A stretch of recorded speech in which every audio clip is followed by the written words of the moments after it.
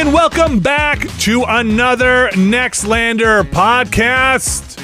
Brad Shoemaker. Hi. How are you? I'm doing what my tail is fluffy and I'm ready to go. Does that mean bushy-tailed and bright-eyed? I might just be staring at footage of a Lombax right now. Oh, yeah. That may have inspired that comment. Please count the hairs on the Lombax for me. How are the reflections on the Lombax? 2, 3, 4, 5. Okay. You can end this bit anytime you want. No. Keep going. Right. No, there are only 5 hairs. All right, great. Alex Navarro, welcome to here. Is this the first podcast now? We're celebrating every milestone for you in your basement. Mm-hmm. Is this the first one? I don't think it is. No, it's the first one without internet issues, as far as we know. As far as we know. Still, the night is young, Mr. Navarro. There's always a chance, but so far, this week, everything has held up. Speaking of holding up, my phone... I got one of those like cradle chargers, the NFC chargers. I love it. It's very easy. I just put it down. But I don't know if it's actually hot down here, but it keeps on stopping its charge, saying like, we'll continue charging when your phone returns to a human temperature. Yikes. Just bring it over to my basement. It's icy cold down here. Oh, that's not good. Yeah. Here's a tip. If you're getting a lot of heat wireless charging your phone or anything, it means the alignment of the coils is off. So I smash them. Yes, rub a magnet up and down them? Take a hammer to it, and then you'll get the coils closer together. No, it's like that's why the new Apple stuff has magnets in it, to force it to align it exactly the right way, because a lot of the energy transfer dissipates as heat if the coils aren't lined up in a good way. Just try moving the phone around a little bit. Okay, I'll just shift it over to the side here a little bit and see what happens. Near field charging, just one step closer to just beaming energy. Just beam the energy straight from the broadcast sun. Energy transmitter is... We're almost so close. We're going to get there. Just don't misdirect that feed. Let me ask you this, you guys, connoisseurs of all that is ethical and moral and right in the world. You've gravely misjudged me, but let's go. Last night I was sitting there. I was waiting for my wife. She was on a meeting. She was in a meeting, and we were waiting to have dinner. She was wrapping something up, and I was like, "All right, look, it's a weekday. It's the summer, though. We're gonna watch some TV." And I pop onto my profile on the old on the TV there. Wait, I'm sorry. Yeah. Your profile on the TV? You know, they have like kids on each service. There's like a profile, on streaming services. On streaming services. Yeah. Okay, I thought you meant your TV had user profiles. No. It's like the streaming. Okay. Yeah. And they're like, we had watched some. I think you should leave together, right? And it gets. I think this season even more than last season's. It's like pretty raunchy. Body. It's pretty body. It's like. I don't really mind the swear words, but it gets pretty. So I was like, well, yes, but but kind of in a way that's like I'm fielding a lot of questions. So this. So I was like, let's watch Aunty Donna, right? I don't know if you guys have seen Aunty Donna. It's basically sketch comedy. I think they're out of New Zealand. Pardon me if I get my accents wrong. It could be Australian. I think they're New Zealand, and. They love it. It's super funny, but I'm answering questions like, "Hey, what's a cum?" and I'm like, "Well, okay." And then it's like, wait. Well, there's really no going back from that one. That's kind of that's once that one comes out, that's something you cannot put back in a box. No, so it's like I don't really mind answering the question, but you have to, I'm trying to answer it in the sensibilities of like, well, all right, this is, an 11-year-old and a 9-year-old, and I'm trying to be like, okay, well, this more kind of academically describing it, right? And then son, I think he meant comely, as in attractive, fetching. Right. That's definitely not what he meant when he was pointing right to his penis. And unless he thinks he has a comely well, and like, look, I would much rather have my kids know what it is before they go around just repeating it. Right, before some other 10-year-old just starts hollering it on the playground and everyone's like, "What is that word? That's funny. I'm going to say it." And look, they're at an age where I'm sure they're hearing much worse. Apparently not the pure definition of these things, but I'm okay with that. It's just one of those things where feel a responsibility to have to explain it instead of just being like the lazy part of me just wants to be like, don't worry about it, right? That feels like. Do you mean the talk? Not even the talk. We've talked about sex and stuff, but like it's more of just like having to stop and be like, all right, yes, let me explain this weird bit about why the person you're talking about is horny. Right? It is a bit of a tire screech. Like, okay, everything stops until we figure out how I'm going to address this. Yes, like it's just but they were rolling on the floor. It was so funny. It was like genuinely. There's a market there for that level of humor, just with maybe skewing some of the jokes a little bit back, or like walking it back a little bit. Saying there's a market for cum jokes. Bleeped cum jokes, I think. And then there's a family appropriate innuendo. Yes. I could see the line where we're like, approaching it, and then we just run right over it sometimes, and we're like, oh man. So I don't know. So did you just then start running down all the alternate terms for the concept so that they would know when they come up? No, I mean I may have said it like ejaculation at some point. Like I said, I was trying to take a pretty academic approach. So what you're saying is they still think jizz is a Star Wars musical style. I mean, it is. Yeah, it is. Yeah. It's not the only thing that it is. No, because that just leads down a path of asking, well, what is that? And then you have to be like, well, what is that? And what is that? I just went right to the source. All right. And that's the source, all right. Source of everything. Source of life. So my question to you guys is like, just keep forging ahead, answer those questions. Oh, yeah.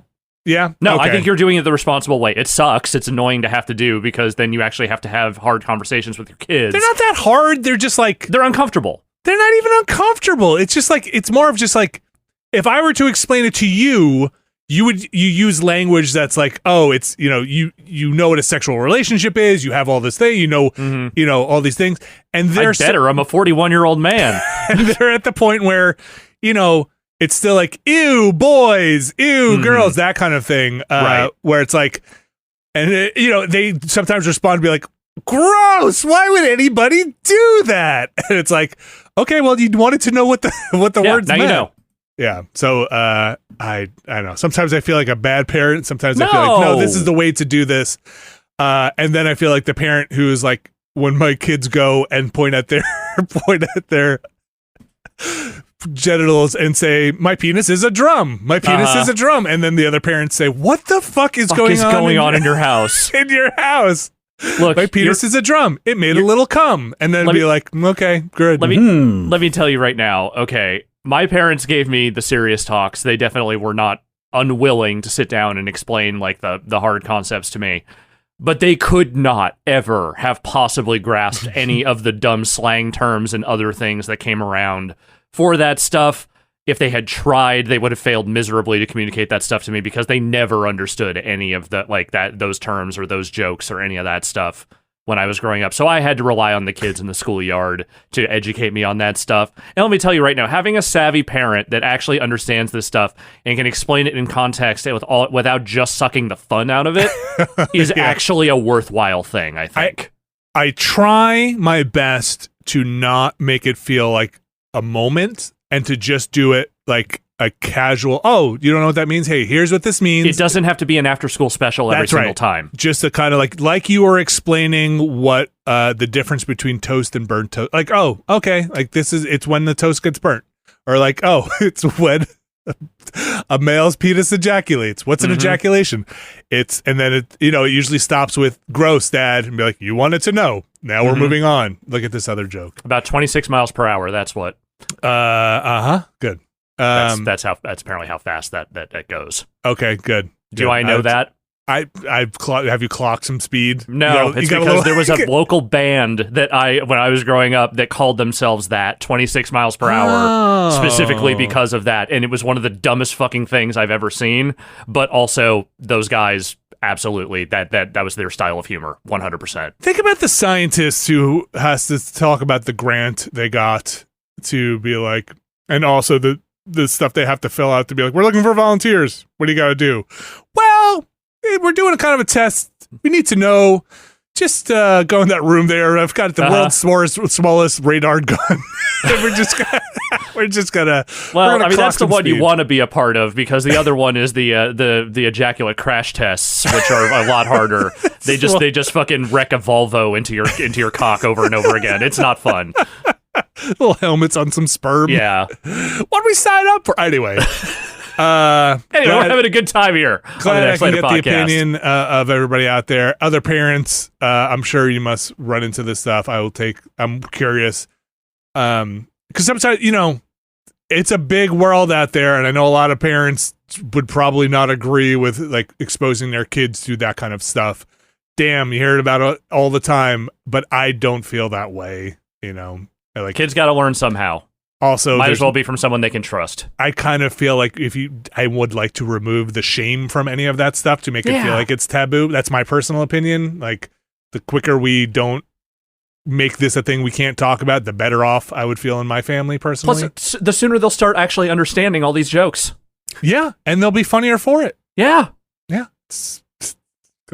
Get Max in his stand-up routine to start. It's really just an investment in your child's future career. Yep.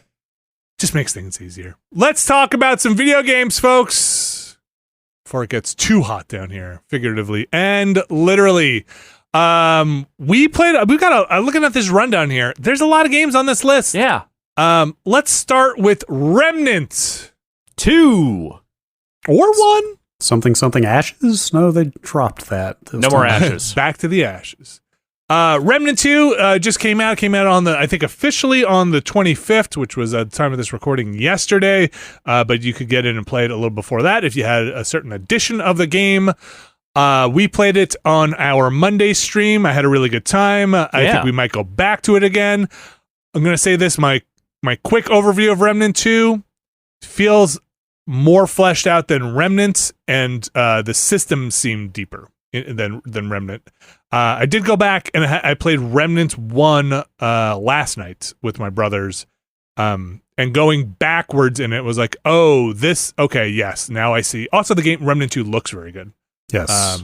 Remnant it's on Unreal Engine 5. They're doing some cool stuff there. Did you start fresh in Remnant 1? I did, because I think I had it on PC back when we played Remnant 1, and I got it on PS5/4. But I think I had it from what's the PlayStation Now? Well, no, PlayStation, sorry, PS Plus. Yeah, I think they must have put it up on PS Plus at some point, because my older brother had it, but I wound up just going, I think it was like $14 or something like that to get the whole thing, like with all the DLC.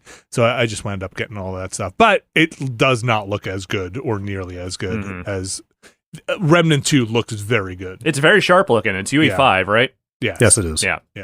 And there is no PS4 or previous console version of this that game of Remnant 2. Yeah, I think some of the real world art design is a little drab, but I think that's probably intentional because it's post apocalypse. Everybody's fucked. Everything is rusted, industrial. Yeah. You're saying there's some rusted root going down? Yes, pretty much. But then, it's send me on my way. Good. Is this Stargate? I never really thought about it, but is the setting of this just kind of Stargate because you're in a shitty place and then you warp to more interesting fantasy places? It's sort of like a little bit of Stargate, but with more of a The Mist setup, because it sounds like there's a bunch of bad secret science happening that is what resulted in this stupid multi-dimensional apocalypse. That's fair. Remnant is broadly is third-person shooter Dark Souls, basically, for people who don't know. This game seems awesome. It's 4-player co-op, right? 3. Oh, it is 3. It is only 3. I believe it. I think it tops out at 3. It's weird. I really want to play more of it, but I had such a good time on that stream, and also the more I play it by myself, the stronger I feel that I think it's way better in a group, like way better, especially if you're on more than the default difficulty, at which point it gets like brutally hard. Did you jack it up even more? No. I left it that's just me by myself on the same difficulty that Veteran, we played. Right? Is what we played on? Yeah. And I need to check. I don't know if there are any actual tangible benefits to being on higher difficulty. You might get experience faster because I have been leveling my class super fast. Okay. But between it's just instant game over when you die by yourself and go back to the checkpoint versus, you can get people up. Yes. Also just sort of healing each other, crowd management, stuff like that. Like It is fucking hard by yourself. I bet. It wasn't easy with 3 people. But in Remnant 1, there are only 3. Okay, I'm pretty early on. I never made it that much further in Remnant 1 than maybe what people saw on stream. So forgive me if this is wrong. But when you start out in Remnant 1, there are really only 3 classes to take, and they don't seem to differentiate that much out of the gate. Whereas in Remnant 2, immediately the class abilities and the class perks seem to differentiate each class significantly. Where interesting, I played a healer and I immediately had that kind of aura healing spell. In Remnant 1, I have a similar thing but it's a mod for the gun. I played quite a bit of Remnant, but it's been like 4 years since it came out, I think. Yeah. You may not know because you haven't played a ton of it. Was it the kind of thing where your starting class just sort of determines some of what you start with, but you can kind of spec in any direction and get stuff like more fuzzy classes? Because this is very much like MMO classes of this is this character's skill tree, this is what you are going to be able to do as this class. That's not going to change. I can't say for sure, but where I am, as soon as I saw the class selection list and the way they described it, was initially my thought as well. Of this feels like a starting template more than it feels like a class. Much more differentiated for sure. And yeah, the Remnant 2 feels like, oh, okay, you're gonna track on these abilities now because you're in this class, which was kind of awesome because when we played as a group, it really felt like we had roles to play within that group of hey, I can be a healer, you could be support, you could be frontline, you could be a tank, you can do all these different roles, which I generally kind of like in my class-based shooters. So Remnant 2 feels more in that direction, where Remnant 1, I mean, look, I got the mod for healing. My brother got the mod for seeing enemies through walls as to start with.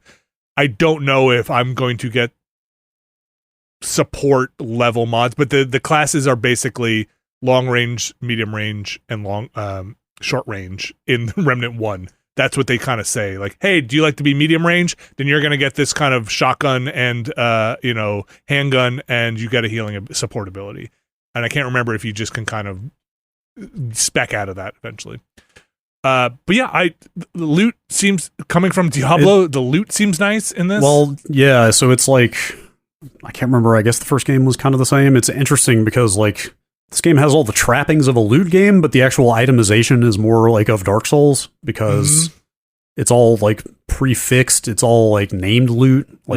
There's no random. There are no rolls happening when stuff drops. I don't think everything is this is this armor set. Yeah, it's always going to be this armor set. You're only going to get it once. Yes, you're not going to find what it seems like. Yes, +3 version of this helmet dropping in the next hour. But there's a pretty serious. I don't know if you got to it, Brad, but in Remnant 1 there was a serious crafting or upgrading. Yeah, loop. This definitely is heavy on that stuff too.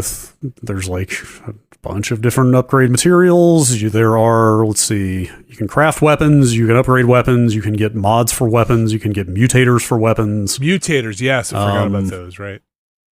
Some other stuff I am forgetting. Oh, you have a relic, which is your Estus flask, although it sounds like you can get other relics that are not that and swap that out. You can get, what are they called, shards for the relic that change that. Everything feels like it's got slots on it. It's not something you can't get your head around, but it is quite a bit of building a character. But in the 2 hours we played, I think maybe we all got, we got one full armor set because I feel like we did the extra part of that dungeon. But if we hadn't done that, I think maybe we got 2 pieces of gear that were worth, keeping on. And like I said, just coming from Diablo where my bags would be full in 10 minutes and then you'd shred all that gear and recycle it, it's kind of nice to go back to a more limited. Yeah, I would even say this isn't even really a loot game. It's just an RPG. What was I going to say? I totally lost my train of thought on that. Oh, yeah, the items feel very curated. They feel like they're like that.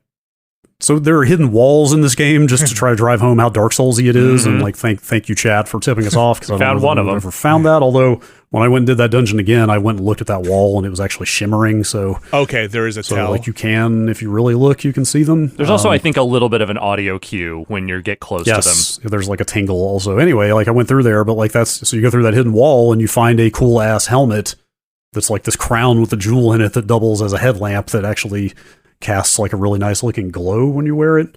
But that was there again when I did that dungeon again, even though there's a bunch of stuff that does vary between different people's worlds.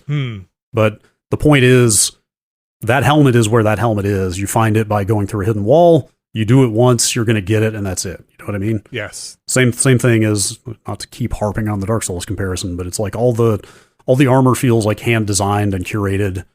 Like somebody could write a guide on where to get that helmet.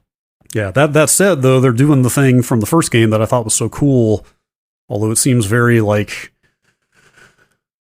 trying to think how to put this. It almost feels like they are hamstringing themselves, because basically these games, both of these games, have a bunch of content, and they sort of randomly dole it out for each player differently. And maybe you'll see everything by the end of a playthrough and just in a different order and like kind of puzzle piece locked together in different ways. But like we had a big crazy cryptic puzzle in that dungeon where we had to like track a bunch of symbols and put them into a dial, and boy, we probably should have solved that faster than we did. But anyway, I don't think I'm going to say in our defense two things, one in my defense, one in our defense. First one in our defense, I don't think we were quite expecting what level of puzzle was going to be in that dungeon, maybe right? not. Like, I think we were kind of like, whoa, I think if we were expecting that level of read the text puzzle, we might have been able to solve it faster. Two is a color-based puzzle, and I just always thought my answer those. Yeah, I mean, those symbols were glowing enough that I'd kept thinking, like, we're probably going to have to remember these at some point. But anyway, somebody on our Discord did that same side dungeon, did not have that puzzle at all. They said they had a totally different one. Huh. So I went and did my version of that side dungeon.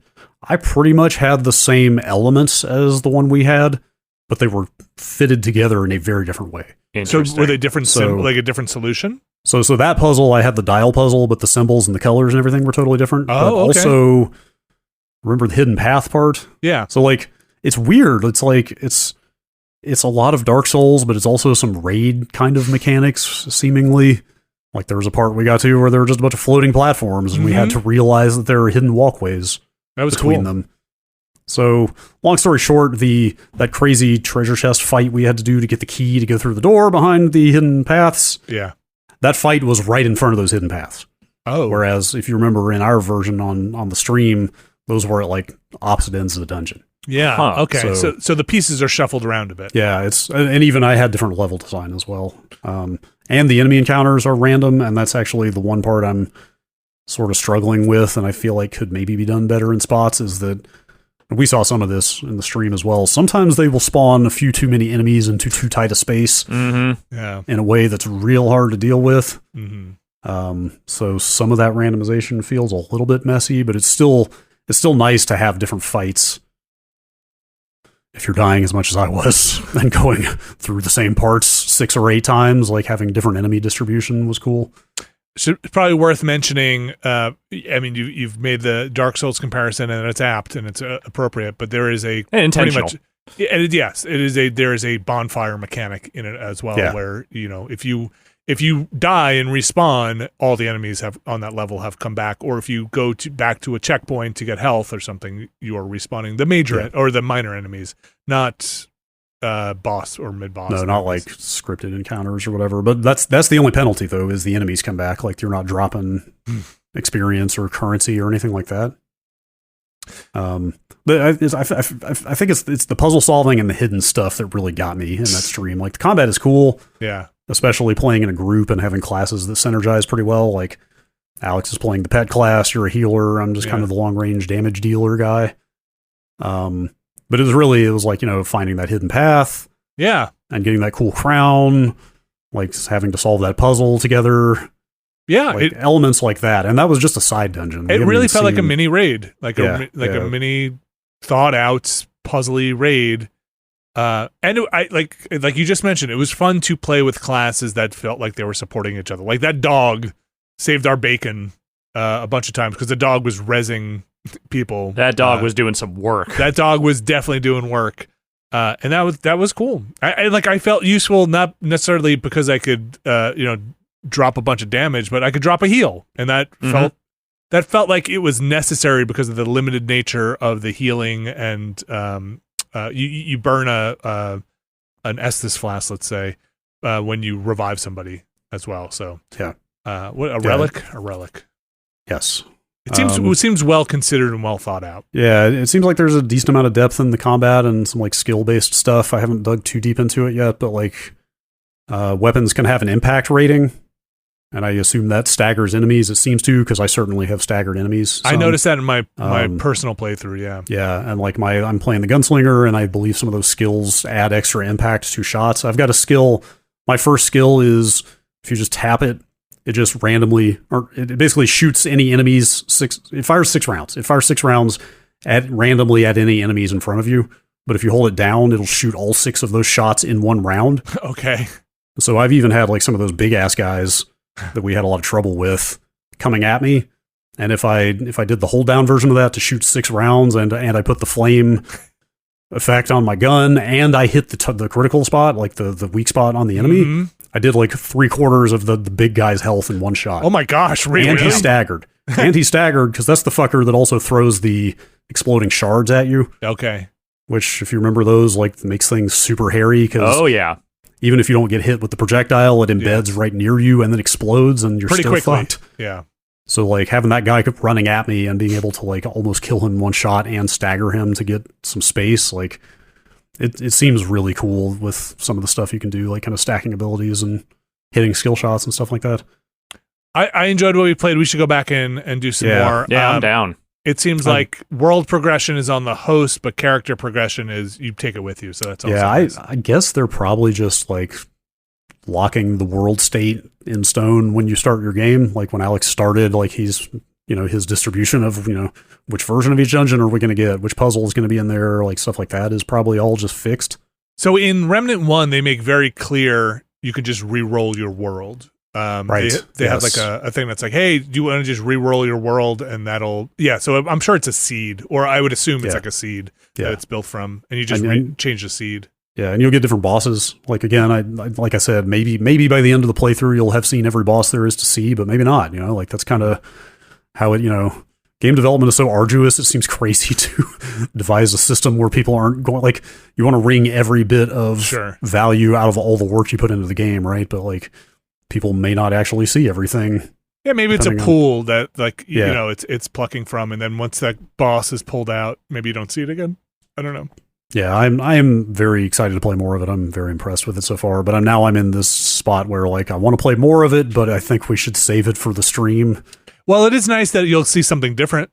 That is kind of cool. But I haven't looked up, and we should probably just check what scaling is like if somebody gets too far ahead or further ahead than somebody else, what the enemy scaling and how they handle those sorts of things. Because if it's not done super well, we could be in trouble. Yeah.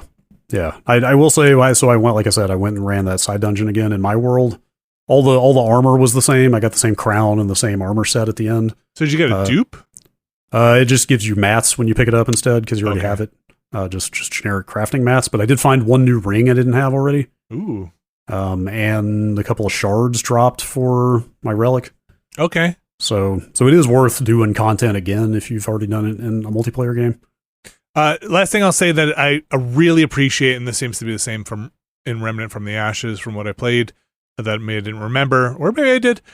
Shared loot, which is just fantastic in a game like this. One person picks a thing up, everybody just gets it. No rolling for loot, or no like, hey, no fuss, or like, no, hey, come over here and make sure you get all the shards that are on the ground or the metal materials. Like one person picks it up and everybody just gets it in their inventory, which is real nice. Like, hey, I pop this chest. Everybody needs to run over and go get all the crafting items. That's cool.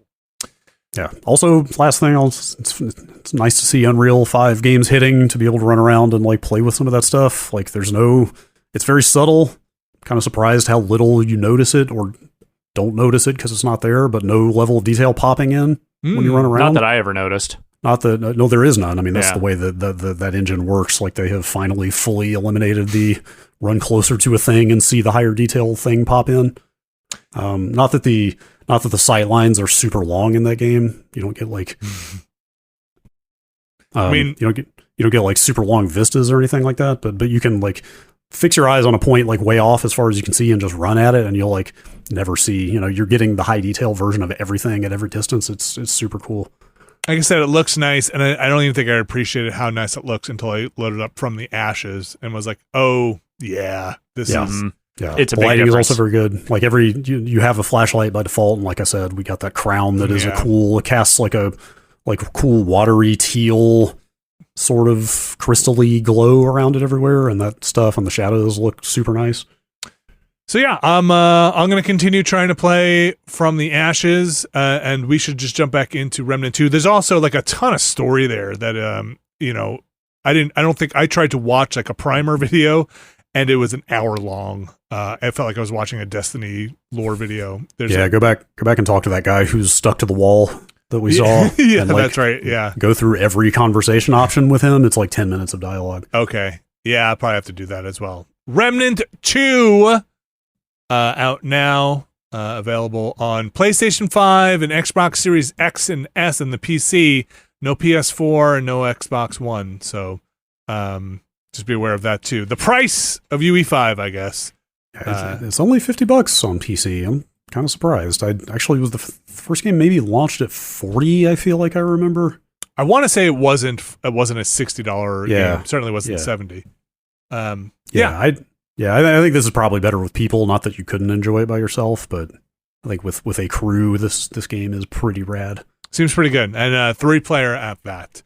All right, we're going to take a quick break. We're going to come back and talk about even more video games. Stick around. This week's show is brought to you by Rocket Money. Brad Shoemaker, Alex Navarro. Yes, Vinny. Rocket Money. Do you have subscriptions to things? Well, that's a very personal question, but maybe. Yeah. Do you have a thing that maybe you paid money for to get a service? There was a period in my life where I was subscribing to many services, maybe too many, and I had to purge them from my life. And let me tell you, I could have used perhaps some sort of device or service that could have told me, you are paying for this thing that you are not using. No, there are plenty of things I am subscribed to that I have let just go because when I check the bill and then it comes through, I'm like, I'll cancel that, and then I don't cancel it. But Rocket Money is a personal finance app that finds and cancels your unwanted subscriptions, monitors your spending, and helps you lower your bills all in one place. Rocket Money is here to help you manage all your finances in one place and automatically categorize your expenses so you can easily track your budget in real time and also get alerted if anything looks off. Over 3 million people have used Rocket Money, saving the average person up to $720 a year. It's a lot of money. I want to be the average person in that. I'll take that. Stop throwing your money away. Cancel unwanted subscriptions and manage your expenses the easy way by going to rocketmoney.com/Nextlander. That's rocketmoney.com/Nextlander. rocketmoney.com/Nextlander. Thanks, Rocket Money. All right, we're back, and we're going to start running down some games here. First one I think I want to hear about here, Alex Navarro. Yes. The Banished Vault. Yeah. This is an interesting one. Tell me about it, because I started looking into this. You mentioned you were going to play it, and I started looking into it, and then I was like, I'm not sure I'm ready to invest in this. I had the exact same reaction when I saw footage of this. We're about to hear if it's cool or not, but man... I do think it's cool. I think it might be one of those games that I end up appreciating more than enjoying. I wouldn't say I'm far enough into it to make a firm decision on that yet, but my experience with it so far has been fairly punishing, though that is very much by design. So this is a space strategy game, is the most broad spectrum, like completely detail-free description of this I can give. The setup for it is that it is a very Dune-like universe, which is to say that humanity has made their way to the stars, but in very much we are colonizing using these giant space monastery sort of contraptions and ships, and we've supposedly made our way through all corners of the galaxy. Though the one that you are playing apparently ran afoul of something they are effectively calling the Gloom. Okay. Which in the grand scheme of things, is basically a thing that even your god can't handle. So you're trying to escape. Your remaining survivors of whatever happened with the gloom are trying to escape and find your way back to some form of civilization so you can kind of tell your story of what happened. You are given... So the tutorial, I will say, is not bad. You do have to do some reading. It is like, we give you a manual, basically, and you have to read through it. We're not giving you a bunch of prompts as you go. Mm-hmm. But it does give you the basic outline of what you're actually doing, which is to say, you are arriving in a solar system, you are mining resources that you need either to propel your ship, to replenish the faith of your remaining survivors, or to put them into stasis in order to go to the next solar system. Stasis is a substance they use that basically, like, they need that in order to hibernate between solar jumps. Okay. So is it like the equivalent of like refueling or charging an engine kind of thing? Like, if you have to have enough stasis to make the jump? You have to have enough stasis for all of your survivors. Okay. And it is not that is not a resource that can be mined. That is one that has to be created out of other resources that you do mine. Okay. Which range from, like, iron and water are kind of your biggest, most base level ones. And then you're also getting like titanium and carbon dioxide and a bunch of other things. Some of which can be combined into other things that you need. Some of which you just need to make fuel or other, like, very necessary resources. And the way each solar system is sort of built out is that it's like a little puzzle. It is a puzzle of figuring out resource management, placing people where they need to be to build stuff and to mine stuff and to manufacture stuff, and also making sure you don't die. Well, that's a good one. And that is very hard. Every solar system usually has a few different paths you can go down. There is an amount of fuel you need to get to every one of those locations on the star map, or on the planetary map. And to land, you need stronger engines, which are less efficient than the ones you just need to kind of bop around from place to place. Mm-hmm. So sometimes you're swapping engines in order to make sure you're not overusing fuel. Is there a ticking clock with the gloom, like, approaching, or? There is a number of days you are allowed to be in this solar system before, I think, the gloom encroaches on you. And the thing is, I have never made it to that because I keep running into situations where I have done bad math, and I will end up in a situation where my ship doesn't have any fuel. I don't know how to get stuff between here and the vault. Bad stuff just kind of keeps happening. Again, I'm fairly early on. I think once you kind of get a better handle on the systems, it's a little easier to not bomb out immediately. But I will say this game has very big, oh, you better be ready for this shit energy the second you jump into it. Yeah, that's kind of what I was getting at earlier. Like, the second, like, you just, the screenshots themselves really make that clear. It's like, hey, yes. There are, I don't think they're actual cards, but they kind of look like cards. There are dice in here. There are just like numbers, and it's a lot. It's extremely a strategy game. It has the feel of a board game that has extended too far into the universe. Like, it has become too strong. The descriptions I saw were like Euro worker placement board game vibes. Yeah. Yes. And I also saw one description or one person comment that it has a built-in calculator in it, and you're probably going to use it, which was it's amazing. Which is kind of intense. But it's really interesting is the way I'm approaching it at this point, which is to say that I am definitely feeling like having to resist a little bit of like, this is too much brain power. I don't want to do this right now, because I think there's something really cool here. Visually it is not a stunner, but I think the character art on the cards and some of the little flourishes here and there are really nice. The music is good. It has a vibe. That vibe is a little bit oppressive, but that is very much by design. This is definitely a game that I feel like you just need to get into a groove with, and that takes time, and you have to be willing to fail over and over and over again, because it's a game that does random seeds. Every time you start a new campaign, it gives you one of the thousands of seeds they have, randomly assigns you a bunch of survivors, and they just say, go. And so you need to be willing to say, these first 20 runs are going to be abject failures, and that's okay. It's intense. The Banished Vault, it is $25 on Steam right now. Looking to see if it is slated to come anywhere else. Here's a question. Mm-hmm. Yeah. Maybe is a slightly naive. Would you say that Dune and 40K have some pronounced similarities I think at least in tone or yes, they're both like space. They're like both future humans exploring space, but they're very religious kind of vibe. I'd say one is the meathead version of the other. Okay. Like, I think Warhammer is kind of the meathead space religion, whereas Dune is the kind of woo-woo hippie space, concepts. Is this some kind of like Catholic Protestant split here? I mean, it's more of the I'd say the pass blue ribbon versus psychedelics. Like it is the meat and potatoes fucking space religion. Just everyone has machine guns versus the you can do space karate with your mind. And everyone's on that fucking dust. Space religion. Yeah, one of them is more distinctly Roman than the other.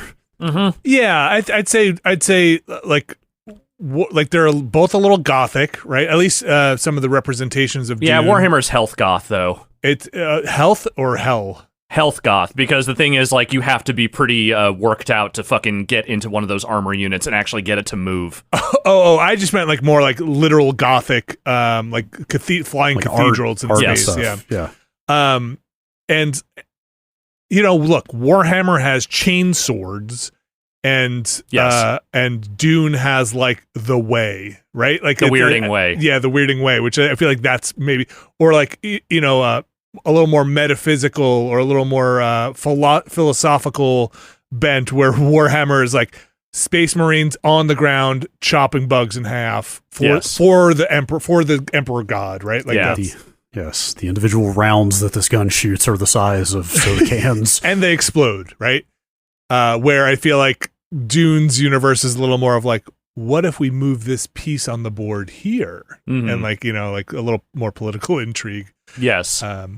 Not more figurative backstabbing, and Warhammer literal backstabbing with some with a chainsaw, chaos knife. Yes, Mm-hmm. Both great. Yeah, well, just absorb all of it, all 1,000 books of it. The Banished Vault. Yes, currently out now. I'd say if it sounds like it's up your alley, it probably is, but just make sure you know what you're getting yourself into with that one. Yeah, go check it out. Check it out. I'm impressed by it, if nothing else. Let's take a second here. I'm gonna I don't know if segue really from the Banished Vault into Oxenfree, but I'm gonna talk a minute about Oxenfree 2, which just came out. I went and finished both Oxenfree and Oxenfree 2, both games. Let's start with the first one. How'd you feel about it? I loved it. Yeah, it's really cool, right? I genuinely was all in, start to finish, finished it, and then finished the New Game Plus that I guess they added later on into it. Yeah, big fan. Thumbs up. Both playthroughs, pretty fun, fairly short game. Mm-hmm.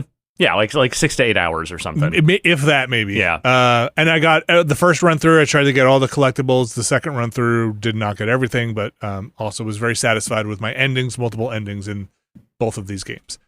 Oxenfree 2 did not love as much. Okay.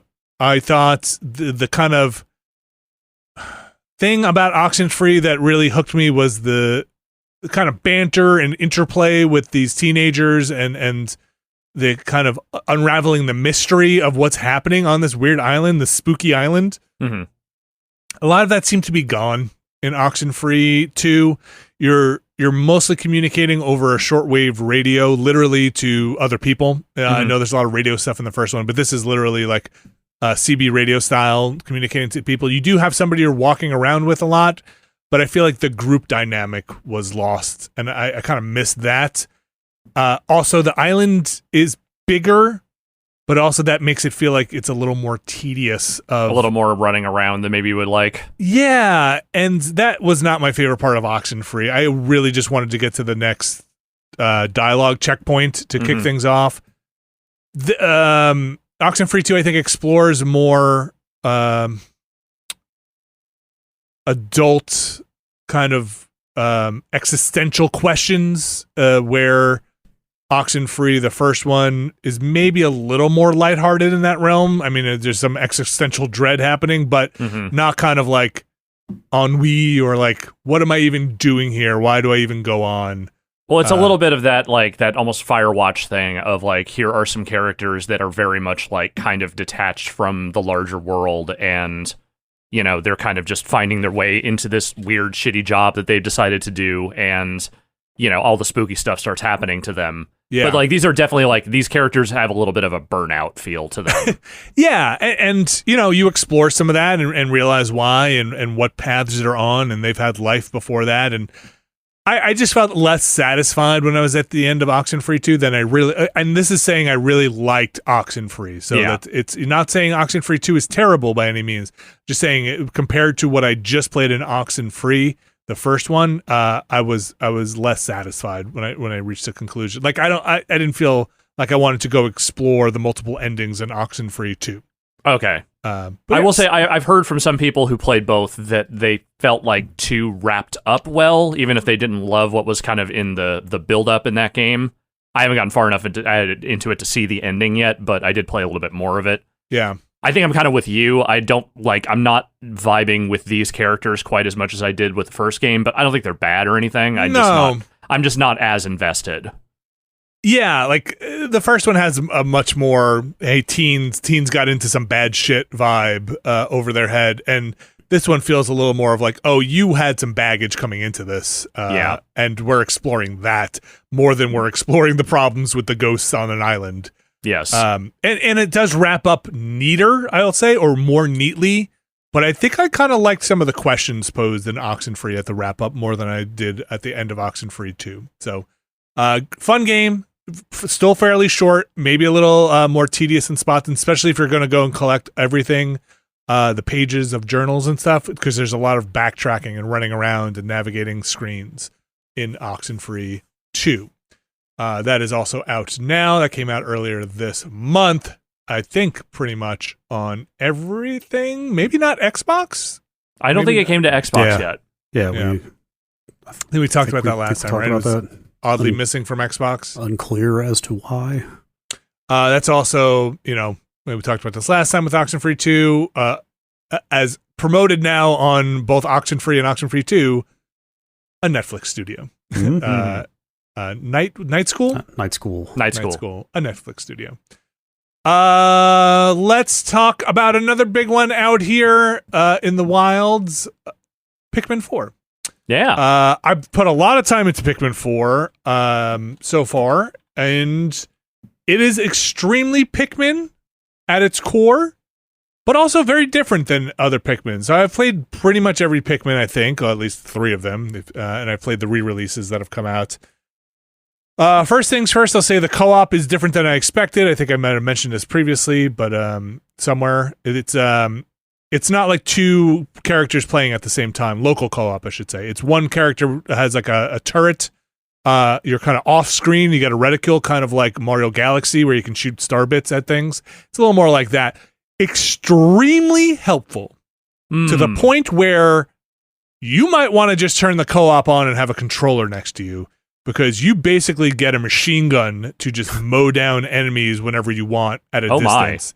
Yeah, and you start racking up secondary items that are only available in co-op, like healing items and stuff. So when I was playing with my son, sometimes I would just leave the co-op on after he stopped playing or something, because I could just drop a bunch of items that would then go away if we left co-op.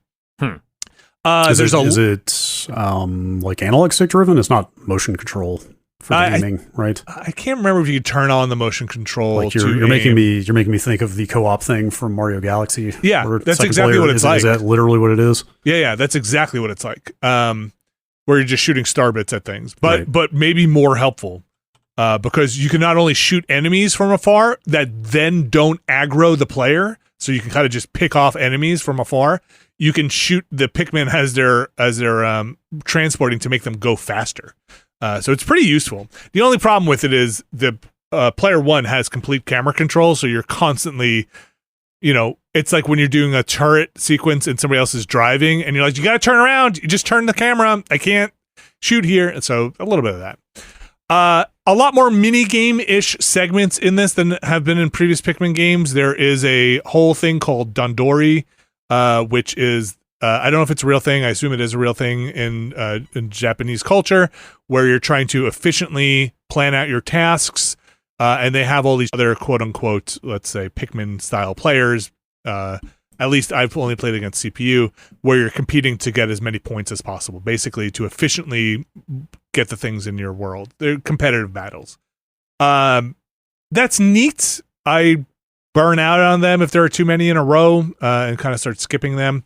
Then there's also tower defense-like battles at nighttime you can participate in, where you are with a unique set of Pikmin, the glowy Pikmin. I don't know if you've seen them in bonus or promotional materials, and you're defending these bases from enemies that are coming, and you kind of have to set up defenses. Not necessarily like traps, at least where I'm at, but you can split the party into, defensive zones. Again, very helpful to have another player on a turret, basically, while that's all happening. That sounds cool.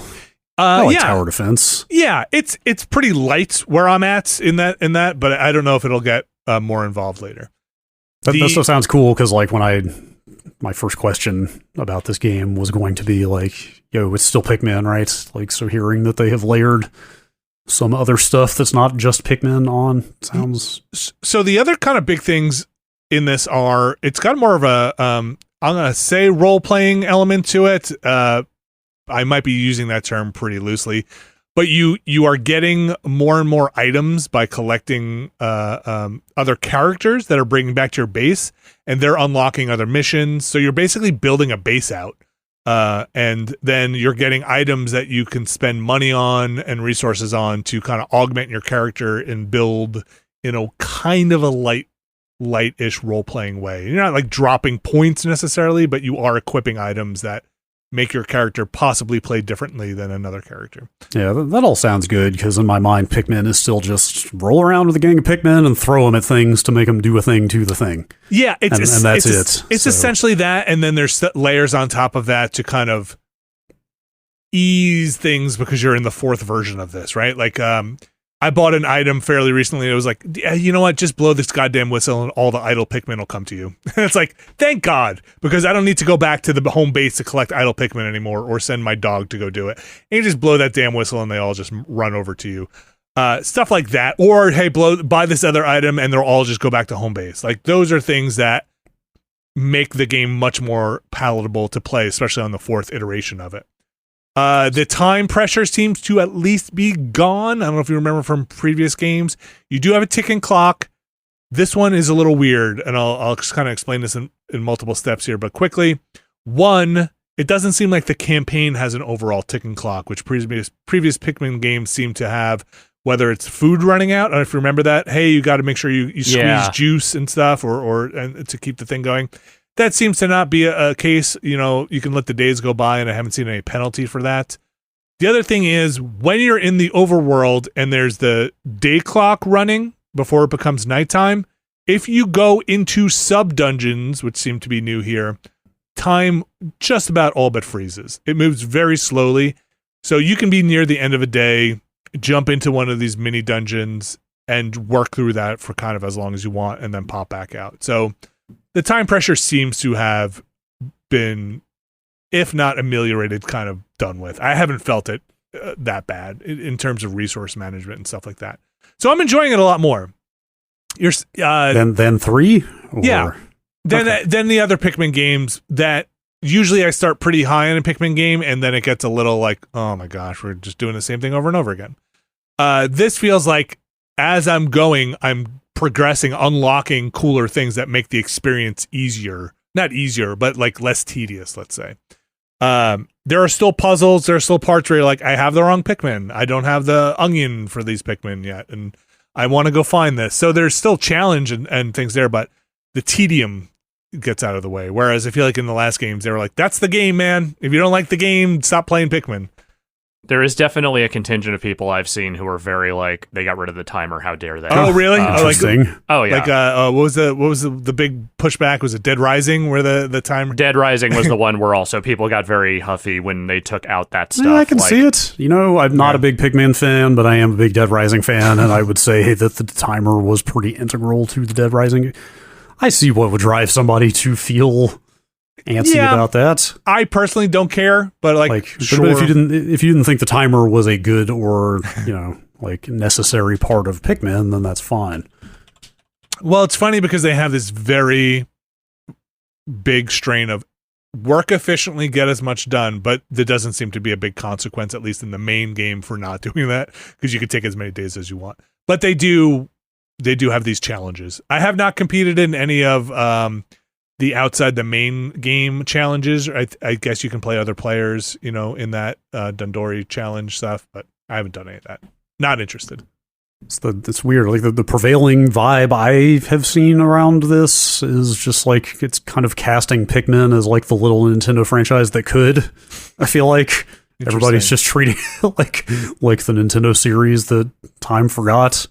And yet, Pikmin, look at you. Pikmin is still, after it's probably been 20 years now, right? Pikmin is still just trundling along. Here we are yet again. They just come and go. I don't know. That's kind of the way people have been reacting to this. It's like, oh, another Pikmin. Pikmin doesn't, for me, Pikmin doesn't rate up there. It's not a Kirby. It's certainly not a Mario, Zelda, Metroid, but I don't even know if it's like a Kirby level franchise that's like, where are the people making online protests for Pikmin? And it's like, I don't know. They're there, but I enjoy Pikmin a lot. I think, is it Miyamoto who said loves Pikmin? It's like one of his favorites. Well, the series has been attributed to him for ages, but I should have looked at this. I saw a headline going around this past week that maybe the lineage of Pikmin does not point as directly to Miyamoto as everyone thinks. I could believe it. There were other creatives there who may have been more. It wasn't him working in his garden, imagining the little. But that was the vibe back then. Yeah. Absolutely, it was like, Miyamoto loves to garden, and now we have this game. Yeah. I feel like that was a story that came out. I read that. I love Pikmin. I am also somebody who likes to collect stuff, and so just having little Pikmin run around, grabbing little items and collecting everything on a level really triggers the part in my brain that releases a bunch of dopamine or chemicals. So that's good for me. There was also, this is the other reason I was thinking this, there was an Ask the Developer that Nintendo posted recently where Miyamoto was talking about the fact that Pikmin doesn't sell super great and kind of pontificated as to why. Yeah. They still keep making them. You don't get a lot of Pikmin, and you don't get a lot of Pikmin side stuff, right? It's not like every other Nintendo franchise where, look, Pikmin Olimar winds up in Smash Brothers, sure, but it's not like we're getting Pikmin side stories. You get maybe additional DLC or something. But I enjoy this one. I'm gonna probably keep going with it. I've 100%ed 3 worlds or 2 worlds, maybe 2.5 worlds. Gonna keep moving. I don't know how long it is. I'll probably just keep going until it wears out its welcome. Until I hit that rut in it. That's like, oh, now I've got everything. I'm just doing the same thing over and over again. And then I'll come back to it on the re-release like I do with every other Pikmin. Now I'm just throwing 20 red ones at this apple. That's exactly right. Yes. Pikmin out now. Let's see. Let's move on to Sea of Thieves, The Legend of Monkey Island. Alex Navarro, we joined shipmate Abby Russell in Sea of Thieves. Well, mostly you did. Yes, that's right. Yeah, you were there in spirit. I tried. It didn't quite make it. This was during the dark internet days. Sea of Thieves, Legend of Monkey Island, the first Tall Tale is out. I forget exactly how many there are. Maybe 4? There planned to be 4. But the first one is out. I did not realize that this was just going to be an adventure game. Yeah, I saw people going like, oh my god, this thing is amazing. They literally turned Sea of Thieves into an adventure game, which Yep. Now makes me wonder. I was out when that stream happened, but now makes me wonder if I should just go play it by myself because that sounds awesome. You could totally do it. It's not combat focused. There's like a minor bit of combat. It is mostly like it's one of those things where honestly, if you had 4 people, it might be kind of boring because one person could solve all the puzzles. Like Abby was very good at finding stuff. I had a great time doing it, but I was wondering like, if all 4 of us are out here, is one person just finding a thing and then cashing it in while the other people are looking in a different area and missing what's going on and feeling like they didn't get the experience. That's exactly right. Yeah. So with 2 people, it was great because Abby would just be like, "Hey, I found the thing. Come over here." Right. So yeah, you're basically just heading over. Not hard to get into it. Like it just sets you right up. Go through a portal. You're on the island. I forgot the name of the island, but it is the Monkey. It's not Monkey Island, but it is the island from Monkey Island. And it's goofy and dumb in the ways that Monkey Island are. Guybrush is there. And you're getting items to solve puzzles on the island. Some of them are fairly obtuse. Whether that's in the spirit of Monkey Island, I'm not really necessarily here to say. It's kind of annoying when things are a little too obtuse. There is one part of the gating mechanic I did not like, which is you kind of have to find enough currency. This is kind of how they stop you from sequence breaking. You kind of have to find enough money to buy the next item you need sometimes to make the puzzle go forward. And to get some of that money, you just have to open crates that are scattered throughout the island. So if you miss a crate and you're like 4 pieces of 8 away, it's kind of a slog to just scour the island for the one crate you missed. And that was kind of annoying. But aside from that, a lot of fun. Fairly short. One of those things, though, Brad, I'll say if you're going to play it, we missed like 2 or 3, maybe more achievements in it. Like we did, remember when we played the other one? And so it was one of the things where you have to go back, play it again to make sure you get all of if you're looking to get the complete set, of achievements in it. But fun. That's cool. It's maybe my favorite one that we've played so far because it is just an adventure game. I mean, it's such an obvious tie-in, but still, like I saw Danny posting on Twitter, like I don't have history with Monkey Island, so I don't have this nostalgia, but I think he does love that franchise. Like he was doing some basically side-by-side comparisons between this and the original games. Like the level of detail they put into recreating some of the scenes from those, like literally like the EGA original, like the 16 color game, it's like, oh, that purple starfish is in the same place. You know what I mean? Yes. Like they seem to have really gone for it for the people that would actually care. And that's awesome. Like that's like, look, Microsoft, if you want to curry favor after looking like the giant black hole that's absorbing everything in the games industry, fund a bunch more weird little shit like this. Sea of Thieves, Pirates, exclamation point. Just create an entire Hearts of Minds division and then hire me to run it. There you go. Stop. Don't just go on stage wearing a Hexen t-shirt anymore. Commission a new Hexen. Are you saying... Not even a new Hexen, because I think like a modern, like... I don't know, maybe you could do a Doom 2016 style reboot of Heretic or Hexen. Also, it should be Heretic first. Hexen was the second one. For the low price of... I don't know, let's say $65 billion. Microsoft could buy Brad Shoemaker as Hearts and Minds ambassador. Yeah. Just like do a bunch of little stuff, like maybe not a full-on new Hexen at scale, but like some little downloadable thing or something, or a tie-in somewhere. Or, some synergy, some cross-pollination. Don't just mention King's Quest in an interview, Like, come up with something cool there. Like this is a great example, though, of like, granted the rights of Monkey Island are a different story. That's not like they're getting those or anything. But you know what I mean? It's like they didn't need to necessarily go try to do a whole big new Monkey Island product, but like here is a very obvious way to just get a little more of it out there. Yeah. In this other piratical venue. It's a great fit. Yeah. And well done, and unexpectedly well done, because we've done a decent amount of that Sea of Thieves seasonal stuff, and this was different enough and had all the things I like about that game without the weird combat encounters and stuff that I don't like. It's puzzle solving. Yeah. They should play directly to my nostalgia is what I'm saying. Is what you're saying, yes. It's just feed direct, tap into Brad's brain. I can do something with Geometry Wars. You're bringing it home. Oh, boy. You're bringing it back into the fold. Call it Stephen Cake Bread. Who has Bizarre Creations stuff? Well, is that Activision? Yes. Well, they definitely have Geometry Wars. They would have everything, right? I don't know. Did they bought out? God, I can't believe I'm forgetting. Like, we're getting too old. Yeah, should not be forgetting details like this. They did buy Bizarre outright, right? Because Blur was them. But it was under the Activision. It was a studio under Activision at that point. Okay. Bring back Blur. Blur's a hell of a kart racer. Yeah, Blur's cool. Well, kart racer. It's kart racer. All right. Oh yeah, no. I mean, it was just like, hey, it's basically a kart racer except real cars. Yeah, I like that. It's real driving with a red shell. Mm-hmm. That game would look sick with some HDR, I think.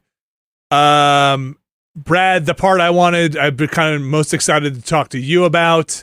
You said you finished Viewfinder. Yeah, I finished Viewfinder. What did you think in your conclusion of Viewfinder? That game is great. People should play that game. Did it hold up? Yeah, like it's hard to add to what I said last week without just talking about late game mechanics or story. Honestly, like it takes a melancholy turn. Yeah, I would say narratively. Yeah. But the mechanics keep building. I feel like right. Like the mechanics build into a crescendo. I'm trying to think around how to talk about stuff. Like I like the kind of.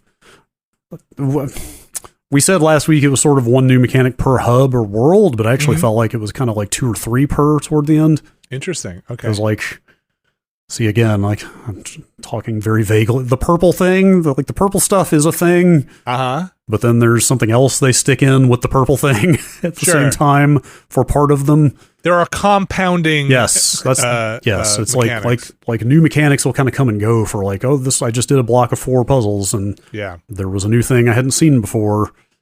Those were more timing based, and you haven't really been asking me to do timing based stuff before. That's cool. Yeah, but again, never really overstays its welcome. Yep. And then you get to the very end, and I definitely see what you meant about the last Hitman 3 level. It's a weird little change up. Also felt like kind of the challenge from The Witness conceptually, in the sense that like, hey, you've been doing these things mostly at your leisure. You don't have that leisure anymore now. Now you have to go. Like now you have to do these things on the fly. Now you need to. It's different enough. Make some stuff happen rapidly. I feel like it's different enough, but also is just kind of building on everything else you've learned there, right? Yeah. And I enjoyed it, and actually narratively, I think the game makes good on what it sets up. Yeah, it's cool. Like the story has resolution, but it doesn't. It's hard to explain. Like it's handled well. You know, it's handled well. Yeah, it's like the kind of. Well, again, it's hard to say. But there is a story. Anything without saying too much. Like there, what I would like to drive home is it's got good mechanics, but I think there's enough narrative propellant there as well to kind of run parallel to those fun mechanics. I wanted to see how this was going to end up, both from the puzzle side and from the narrative side. You know. Yeah, and they kind of, even when things don't have a resolution, they still have a resolution. I feel like kind of. And there are still some very clever things with the base mechanics, like right up until like the last hour. Yeah, there's still. You remember the big picture frames? Mm-hmm. You know what I'm trying to think exactly what that you walk through. Oh yes, yeah, yes, like that stuff. Yeah, like that stuff's right near the end, and it's like, oh my god, that's awesome. Yeah, you only use that for I think 2 puzzles, maybe 3 tops. Yeah. And then you never touched it again. Like, that's amazing. You came up with something that cool and then just barely used it. It's neat. I think I think folks should check it out. I hope it comes to a bunch more platforms, because it will probably, at this point, I think it's feeling like this would make it on a list for me at the end of the year. Oh, for sure, yes. It's like a very novel, bite-sized, and very good. Yeah. Like... I think the game is very good, and B, we've also maybe gotten a little more distance from the glut of first-person puzzle type games. We're far enough removed from Portal and the games that it spawned and everything that I'm like excited to check one of those out again. I can't overstate just not overstaying the mechanic, not overstaying the welcome, and you know, having a price point to match, right? Like it's not like, oh, you know, it's hard to recommend because it's so expensive and it's maybe not, the value's not there. I think this hits all those marks. That's Viewfinder, currently out on PlayStation and PC. Came out, July 18th, I have written in my notes here. We are going to take a break. Unless there's anything else, you guys have, that's a bunch of games. That's all I got right now. Hey, look, that's a lot. Still playing Final Fantasy 16. Yeah. If you want to know, right. I haven't been bringing it up. Away. Just plodding through it. It's your background game. Yeah. This game's got some weird highs and lows. I know I'm not the only one that feels this way. I saw a lot of people say similar things, but some of the stretches in between the big over the top story beats, the big Dragon Ball kaiju fights and stuff like that kind of drag a little bit, let's say. It's still a game I would like to come back to. Yeah, you should check it out. I would like to hear what you think of it. I won't mention it on here again until I finish it. I think that's probably the only reasonable. I know I would have trouble not doing the side stuff, so that intimidates me a little bit. It's beyond just the side stuff being a little tedious. It's even like some of the story beats. They're hardly beats, but occasionally it's like, oh, I did the big thing, and it's like, oh wait, now you want me to go back there again and do what? And this seems like not super important, but I just spent an hour doing it. Okay. Do you have an hour count ish in your head, or actually printed out? Like, if you had to guess, would you say you're in the 30s to 40s at this point? 25. Okay. If I had to guess, maybe pushing 30. All right. Yeah. We'll see. I mean, we're getting close to Baldur's Gate coming out and a bunch of other stuff releasing. So, clear it away. Speaking of clearing the way, check it out in November. When it's quiet. Not much. I'm not saying that sarcastically. When it's quiet. Clearing the way. We're going to clear the way for a second here, and we'll be back with the news in just a moment. This week's show is brought to you by Factor, Alex Navarro. Yes, Vinny Caravella. I like food. Wow, that's man. Stop. End of ad. Hard truths are being stated here, and I was not prepared for this. Factor is America's #1 ready-to-eat meal kit and can help you fuel up fast with flavorful and nutritious ready-to-eat meals delivered straight to your door. You'll save time, eat well, and stay on track, reaching your goal. My goal is to eat delicious food. Factor, can you help me? With Factor, you can skip the extra trip to the grocery store and the chopping, prepping, and cleaning up too, while getting the flavor and nutritional quality you need. I'm going to say you deserve.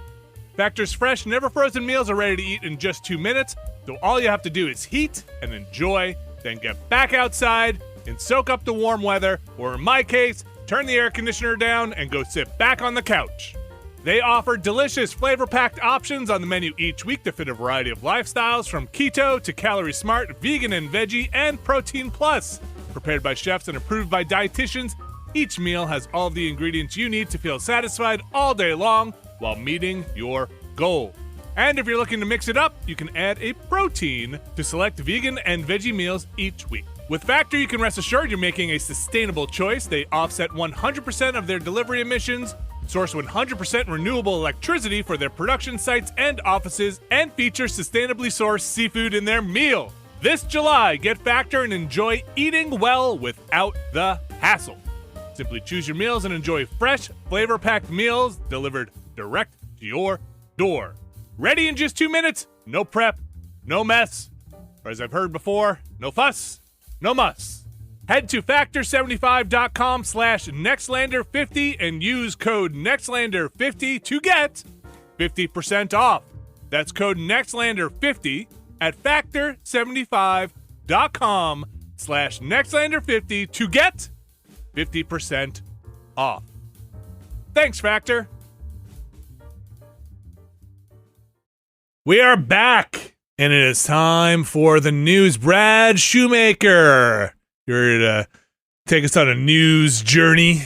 Who's excited about news? I love news. Without news, it would just be yesterday. But now with news, it's today. It would just be olds. That's right. And we've got enough of the olds right here. We got 3 of them. Yeah, right here. Brad, where do you want to start? Consolidation. Who's a fan? Nah.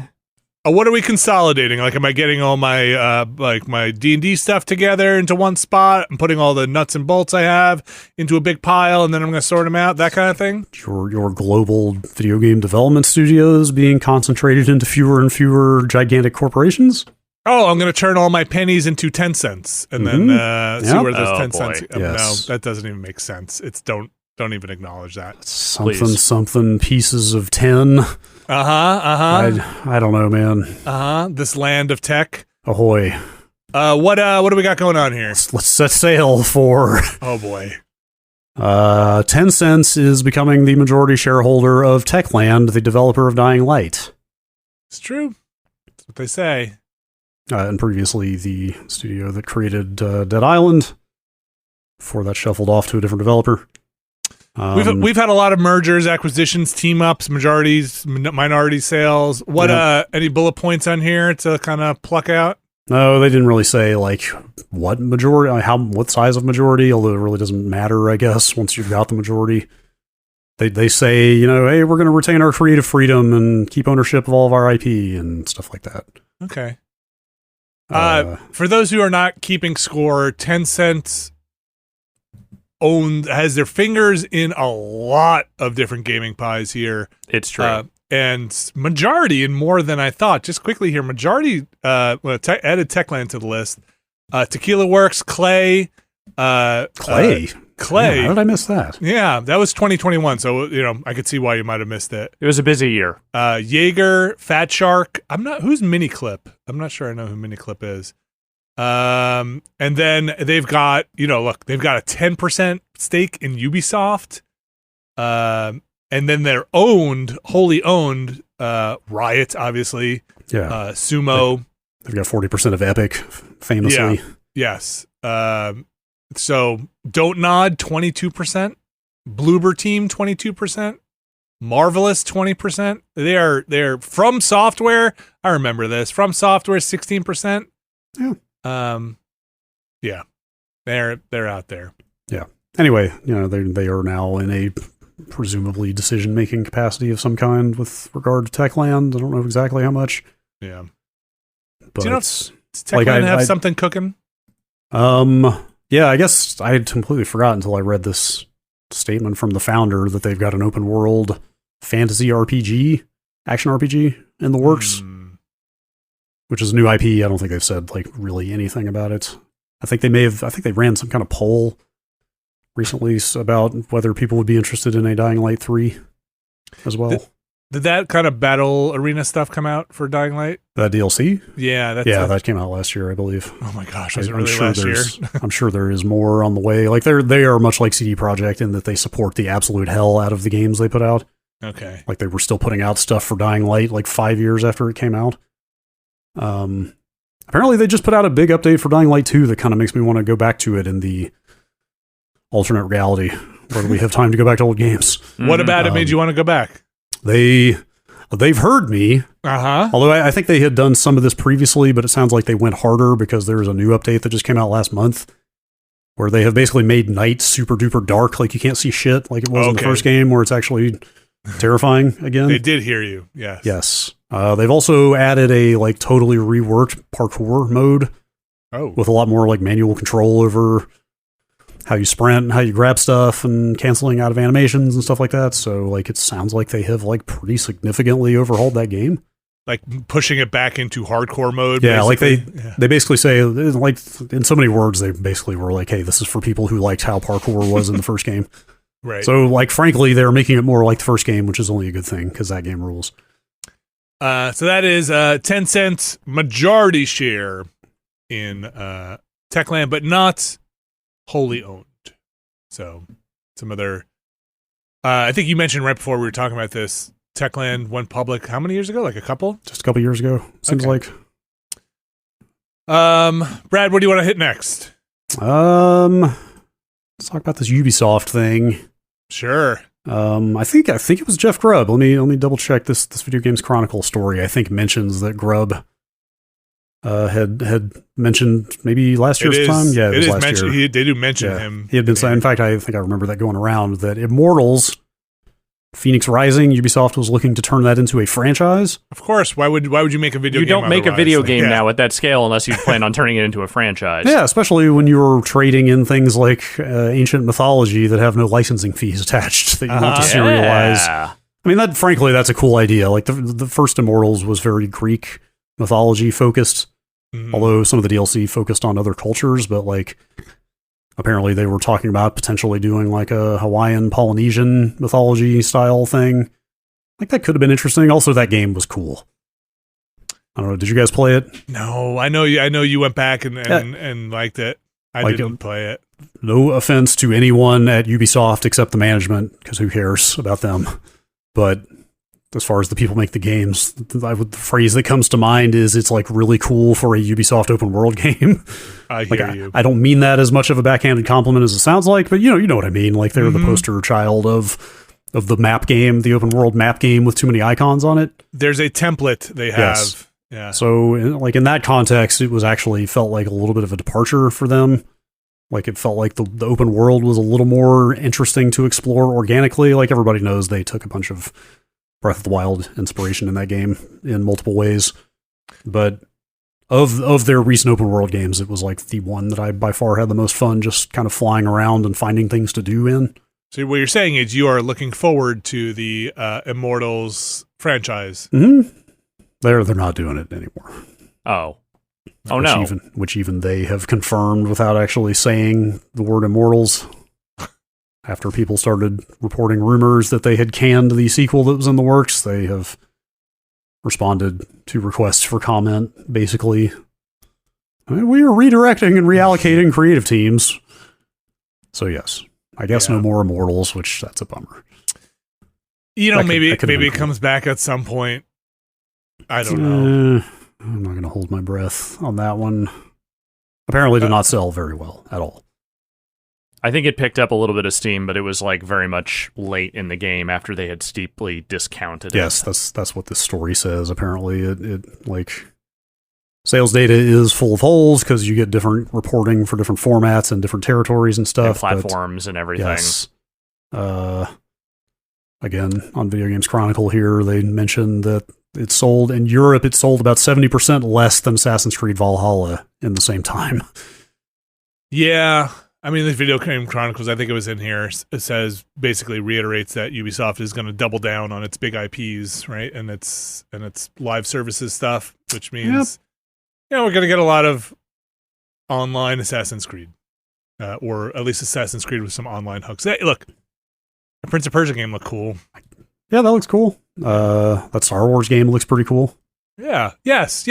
There is some interesting, even that Assassin's Creed game I'm interested in, with its kind of walking back to, or hearkening back, let's say, stealthing back, creeping back to Assassin's Creed 1. So, just no room for experimentation unless you are under the umbrella of an existing large IP. So, maybe Assassin's Creed Immortals. Maybe we'll see it someday. This one. I like this one. Brad, you want to talk about Ratchet and Clank on the PC? Yeah, that came out. Yeah. That's out. This was an interesting one. They said it couldn't be done. Yes. They said it could only run on the PS5. And yet, I had forgotten that until I read this story. And yet it is verified for the Steam Deck. Ratchet and Clank Rift Apart is it's not just I forget what the other labels are. It's not just one of those like, it might work, give it a shot. Don't no promises. It is full on verified.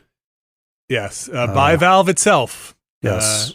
Obviously, that game I feel like that game is remembered as one of the first, like, hey, look how fast this thing loads. Like, obviously, there's stuff like Astro's Playroom where you could at least see, like, I'm going to warp into this level and it's going to be faster, but couldn't do this with the old tech. Ratchet, it feels like they designed those like portal jumps to different dimensions straight up to show off the loading. But apparently you can do that running off of the flash memory in a Steam Deck as well. Like, Digital Foundry put out a pretty comprehensive tech comparison today where they put like a top-end PC next to a PS5, next to like a machine that were the minimum specs for this game. And you can actually see side by side, like the little loop of like Ratchet kind of levitates up in the air, the rift opens, and he sort of floats there before he flies through. You know what I mean? You can see how there's padding in that animation loop every time you go to a new dimension, where they can just kind of draw that out a little more on a platform that loads more slowly. So you can kind of see how this still works. You're just maybe not getting quite as much of the whiz bang sort of factor, but it works. I do think the whiz bang is a big part of what made that game stand out. So, you know, like, in watching some of those comparison videos, even on the high end PC version, I mean, it works. Yeah. It looks like it's there. It does what you want it to do. It's just that there is a certain novelty that you lose when it's not just like instantaneous. Yeah, it's definitely a little less exciting when it takes like, I don't know, 10 seconds or whatever to get to the next area. Like, you're still going to get to play the game. You're still going to get to do all of the shooting and jumping and et cetera, et cetera. But it's maybe just a little bit less flashy. What if you have a high-end PC?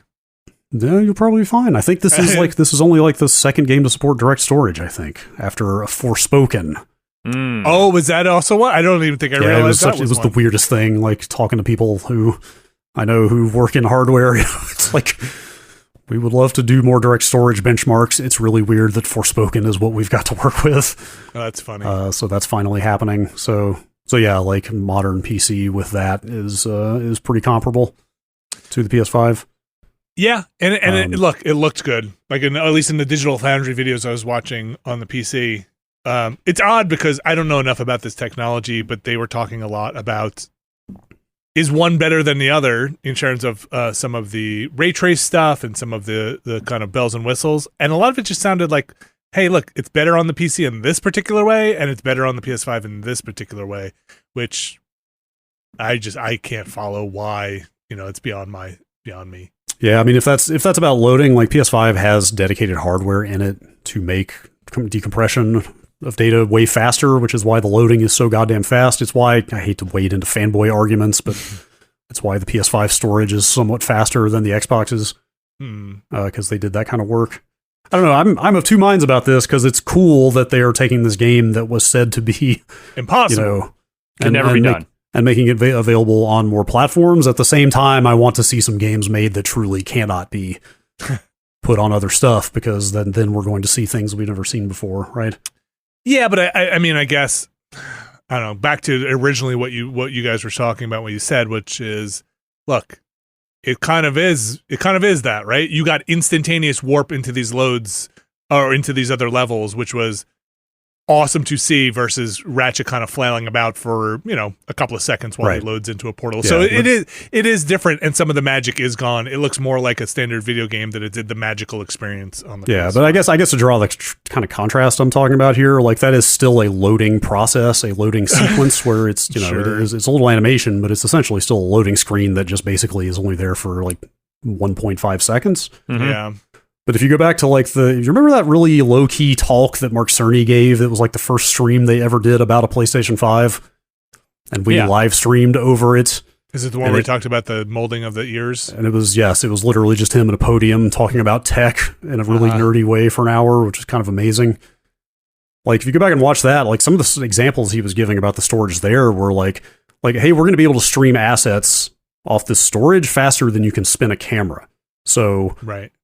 The idea is like you could have, I mean, and then you get into like the limitations of just human labor to generate art assets to populate a world with this. But the idea there is like, hey, you could have a world with like a level of variety in the visuals that you've never seen before, because that stuff couldn't be fit into memory before. Right. But now, because we can just pull it off the storage that fast, you could literally like be loading parts of the world in as you are looking around. You know what I mean? Yeah. Which is some serious business. And that's the kind of thing, of course, you can't architect when you have to ship on other platforms. And so, like, who knows what we're going to see out of some of the more tech focused studios in the next, like, in the second half of this generation, like the id Softwares and the Naughty Dogs and some of the really hardcore engine houses. Do you think, I don't know, like, yes, you're right, but even for places like Sony and their first party stuff, at this point, you think they're like, no, we have to make sure we can bring this to a couple of platforms. Like, no, they're done. Sony's done. Like, they're done with PS4, if that's what you mean. No, I mean like PC now. Like where they're like, yes, hey, you need to build your games not just for the PlayStation 5. Yes. That is a weird one. that has been a weird one. Like I went to the 6 a.m. presentation for both the 30 and 40 series NVIDIA cards, and those are the generations where they've rolled out like comparable super duper fast PC loading. Yeah. And I absolutely came out of that day going like, what about people with hard drives? Like, or what about people with SATA SSDs that are a 10th or a 20th of the speed? Yeah. What about like, how are you going to ship games on Steam where the like 90% of the install base uses hardware like that? So yes.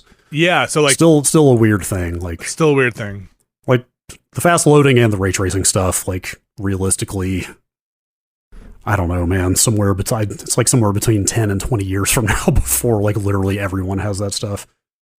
I feel like, yeah. Like if you look at this, like, you ever look at the Steam monthly hardware surveys? No. Like it's like 80%, 50 and 60 NVIDIA cards on Steam. Okay. And a lot of them are still like 10 and 20 series. Like the penetration on the high end hardware is just not. It's so expensive. It's super duper expensive. Yeah, and I feel like, you know, even introduction of things like the Steam Deck, which might have built-in fast hard drive stuff, are not going to push, like you just said, like into you're not going to replace a hard drive or even the video card in that as time goes by. Yeah, so then you get this disconnect in expectations because the hardware companies are out there talking about all this amazing technology, but no games are really truly going to get built for it for another however many years, and then I think a certain amount of burnout or fatigue sets in with a lot of people hearing about those features and not really seeing the proof in the pudding. Or you're just going to get the it's a nice layer on top of what you have. Like you can turn on like Tress Effect style stuff where you'd be like, oh well, we got paid by NVIDIA to put this thing in our game, but really you don't have to turn it on. Like, or you know, some of this stuff is amazing. DLSS I think is a cool technology. I think video cards need to normalize somewhere, or there needs to be some paradigm shift into the architecture of the PC where you're just buying a goddamn video card with a CPU on it at this point, because the cost to get into that is getting too much. And if you're talking about people moving into the laptop space or portable computing and all of those things, it's not going to work out, I don't think, in a way where you're talking about getting market penetration to make use of that stuff. And my personal feeling is hardware on consoles is a big fuzzy cloud right now. Like, if you ask me to put bets down on what the next generation of hardware is, I'd probably say more streaming than hardware somewhere, you know? Like, Xbox probably wants your LG TV to play all the games, streaming, subscription services. So yeah, interesting. A lot of the stuff out of like the Microsoft Activision stuff, like documents and so forth, have pretty much painted 2028 as the year for whatever's next for the next generation, which we're only 5 years away from. I know I don't like hearing this. Potentially, we are only 5 years away from a PlayStation 6, which is both short and long. Because when I talk to my brothers, I know they're probably still not going to get a new quote unquote Xbox or PS5, and I don't realize it doesn't feel like it's been 5 years. Are we 5 years in? What? The PS5 launch? No, 3. It was 2020. Okay. First year of the pandemic. Oh, geez. Was it the first year? It was. What a launch. Yeah, okay. So, time for me with the consoles is amorphous at this point. I have no idea. It feels like we've had them forever. It feels like we've had them nobody's had them ever. Mm-hmm. Anyway, that Ratchet Clank story was super interesting because that it totally, in my mind, that game was a PS5 exclusive, never to break off of that console. And now people are playing it on a gosh darn handheld PC thing. It's 720p. Speaking of gosh darn handheld things, Brad, you put this PS5 handheld in here. Which is amazing to see this leaked video. One way of putting it. Yeah, some footage leaked of the Project Q. It's kind of weird they still haven't announced a name for this thing. Is this AI video? Does this thing really exist? What's going on? It does look like something that doesn't quite know how to shape a handheld would shape a handheld like. That actually occurred to me looking at this leak. Was like, we're probably not that far off. I mean, whatever. It's like people have been talking about this for ages. This is not some new insight, but mostly in the realm of like political misinformation and stuff like that, but like we're also going to get to the point where people are just going to be able to gin up really convincing looking fakes of like video game hardware and stuff as well eventually. But this is definitely legit. I mean, they showed what it looked like in their May stream. This is just somebody with their hands on it actually flicking through an Android home screen now. I love that they haven't taken the screen protector off yet, which makes me believe it more, because what human who owned this thing? Like, if you were doing a fake video, you would not put a screen protector with a shitty bubbles and stuff all over it. And especially if you're somewhere in the supply chain illicitly taking footage of this and need to put it back in the, This looks to me maybe like a dev or something on a hotel bed. Like maybe taking a video for somebody else to be like, hey, it may have come out of manufacturing. Yeah. Honestly, I think that's where most stuff like this leaks from these days. But honestly, it running Android, I feel like, is probably the biggest actual news here. Sony does make Android phones, so they've got some expertise there. But I wonder what it's going to finally be able to do in the end once they ship it. Because the story had just been, hey, it's just going to stream games from a PS5 and that's it. Right. But if there's at least like half decent phone hardware in there, like who knows, maybe it has some other functionality that it runs right on the device so you don't have to stream constantly. I don't know what that would be. It's a weird little device. It feels to me very Steam Deck adjacent, and like, hey, you're not playing necessarily your games on an airplane. Because Steam Deck could, but your battery, Steam Deck can, yes, like it can. But like this has to be connected to streaming games. So again, I'm not suggesting this will run any local games. No, that's definitely not happening. But just like functionality. If there's, and also I wonder if they even let you access the base Android. I bet they don't. But also somebody will probably read it soon enough. It just looks weird. You can see it turned over. Yeah. In the footage, and it just looks like a Mr. Fantastic, stretchy, yes, DualShock.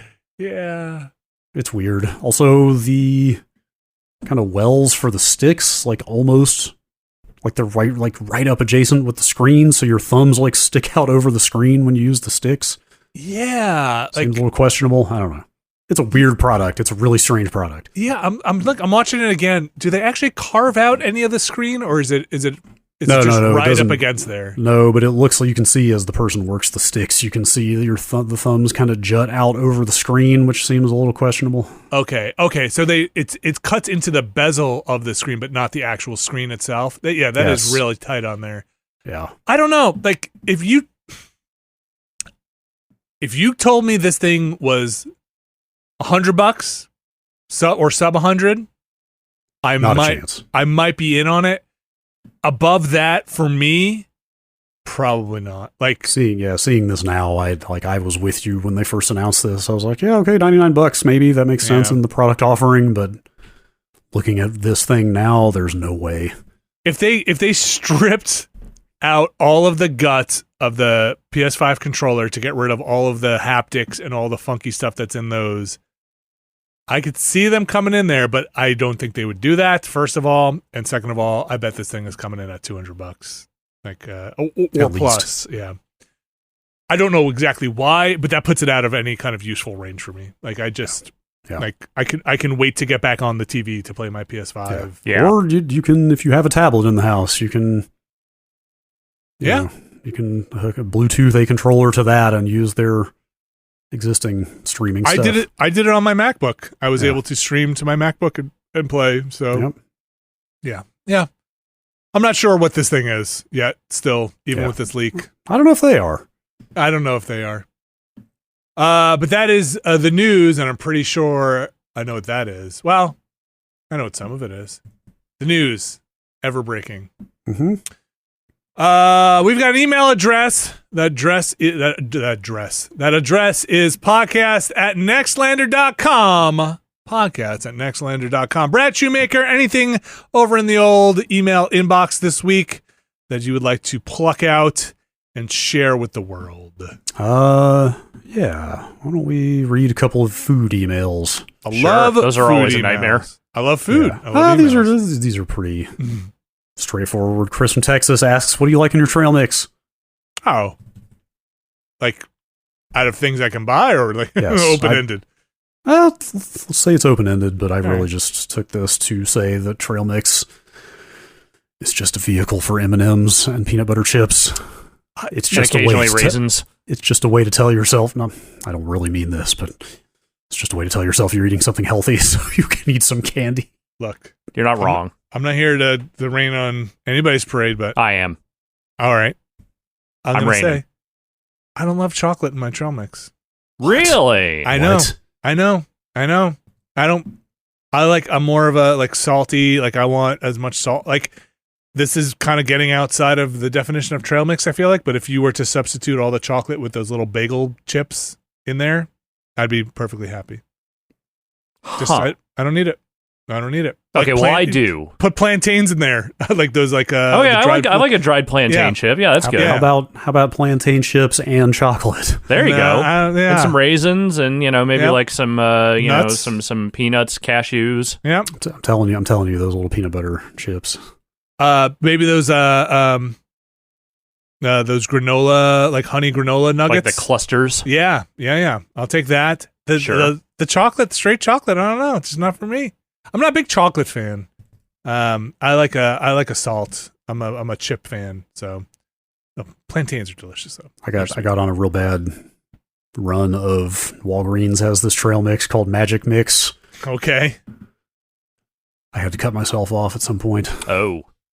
Just buying too many bags. It was exactly what I described. Oh, sorry. It also had it had both M&Ms and chocolate chips and peanut butter chips. Okay. And raisins. Is a peanut butter chip and a variety of nuts? Is a peanut butter chip like a dried peanut butter thing, or it has chocolate? It's literally a chocolate chip, but peanut butter.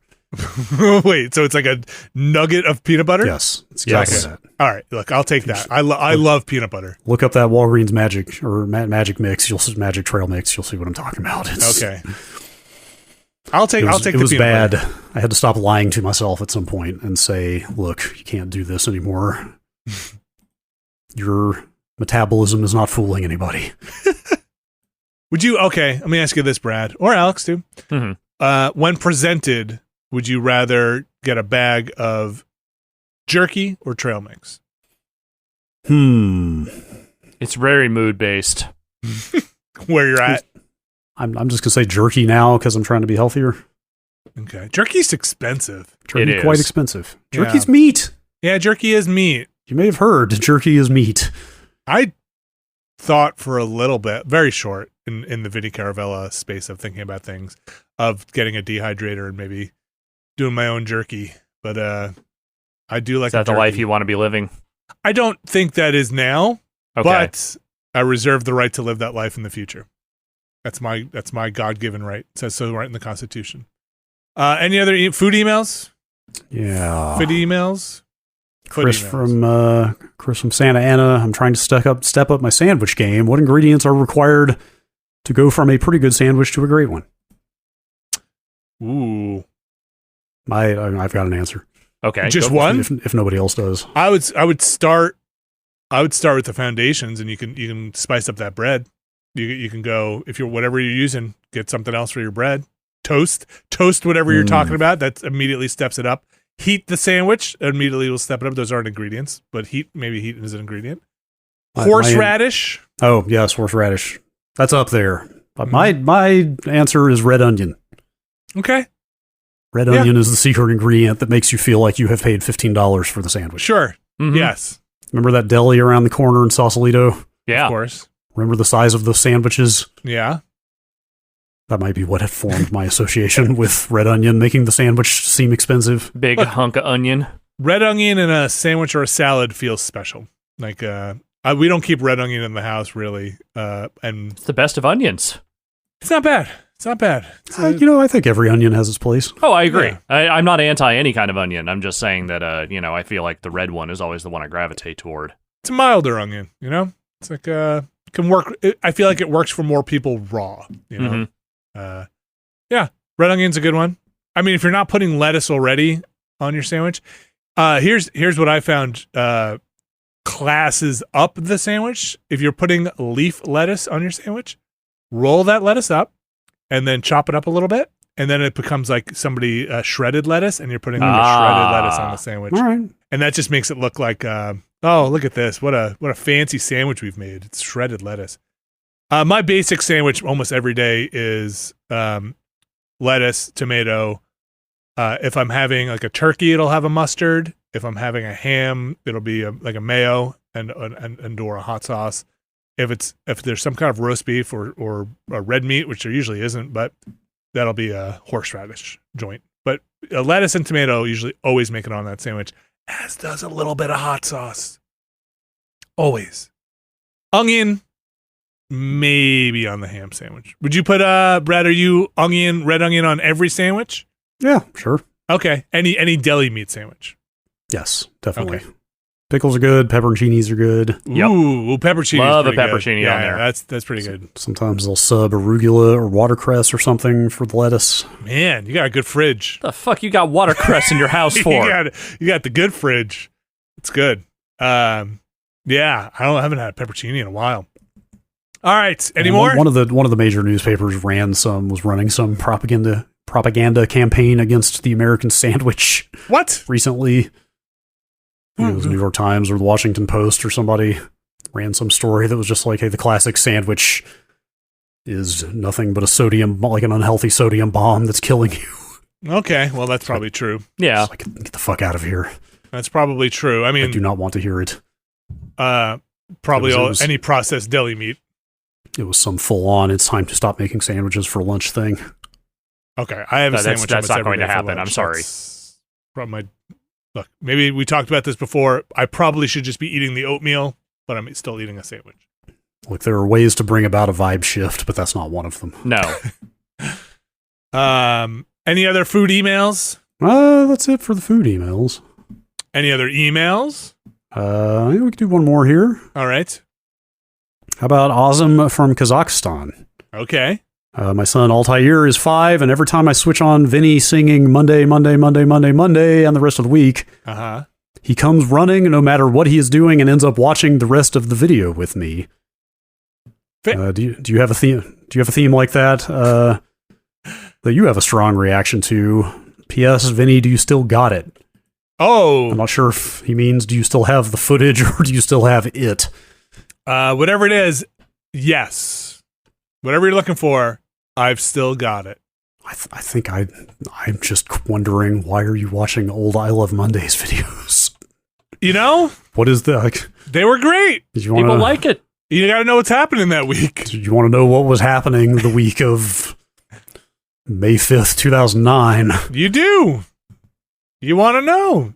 But here's the thing. I can't pull that from memory. I couldn't tell you what was happening then. If you want to remember, I've got a fucking Swiss cheese brain. Yeah. Maybe you want to know what the answers to the question of the week were. Occasionally I'll see people say like, oh, I'm listening to the whole run of the Bombcast again from the beginning in real time or something like that. Has anyone done that with the video content? Oh, well, people do the Persona one. Start at the beginning. No, I mean all of it. The whole catalog. Start I celebrate at the beginning. The whole catalog. Start at the beginning and watch it as it was posted day by day. Could you do that? And I guess at this point you probably could. I was going to say, could you do that and catch up, or would there always just be more Giant Bomb content still being made? You know what I mean? Like, is it an indefinite? I mean, I can tell you right now, yes, they are still making stuff. Well, more. No, what I mean is time to watch. Don't skip ahead. Like okay, I've watched the videos that went up today. Now I have to wait until tomorrow for the next day's videos. Because at some point you're going to get stuck in some 24-hour marathon stuff or some really long form. Got to plan ahead for that. Yeah, you're going to get up to the extra life stuff, and it's going to be a real tough one. Yeah, well, I don't mean you have to watch all of it. I'm just saying you have to gate your access to it by the time it was posted sequentially. Do I have any Pied Piper style songs that when they play? I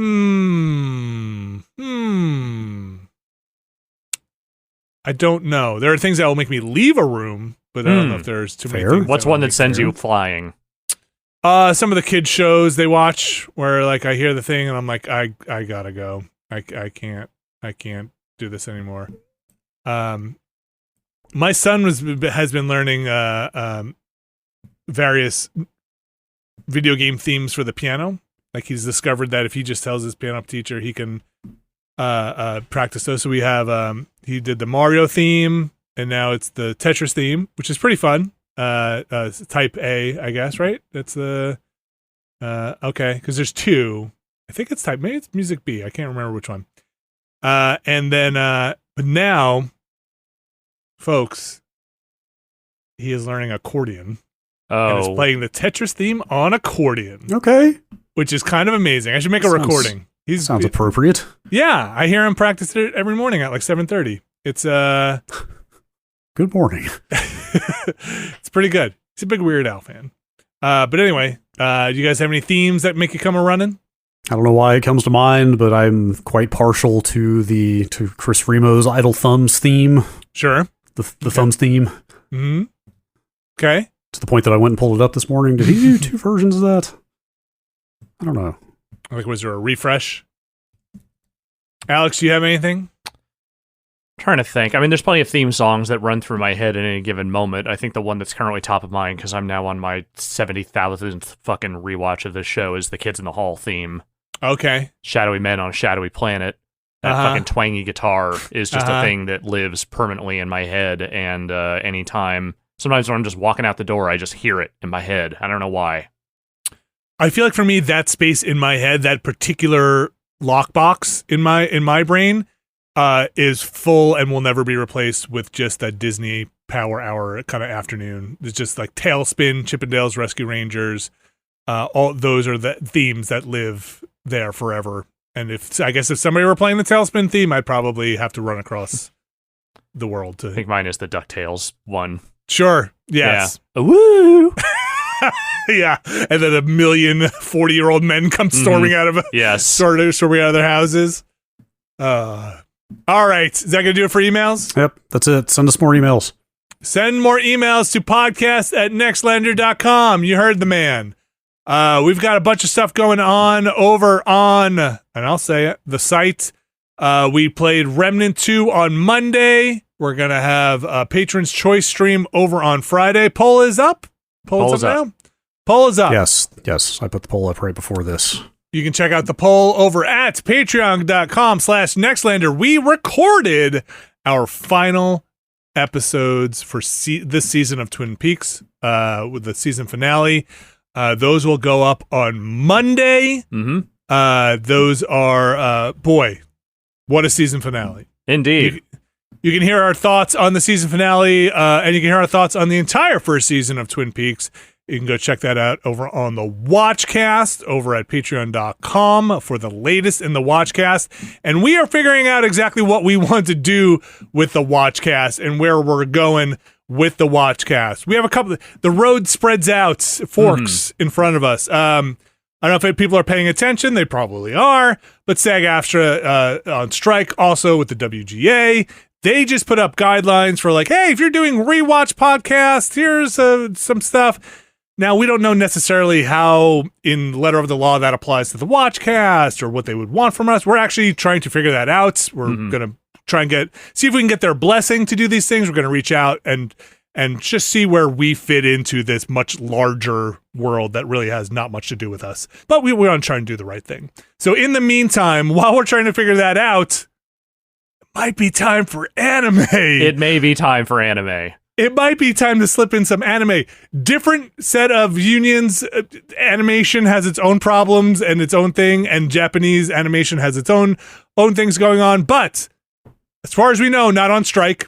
Yes, and, currently not on strike.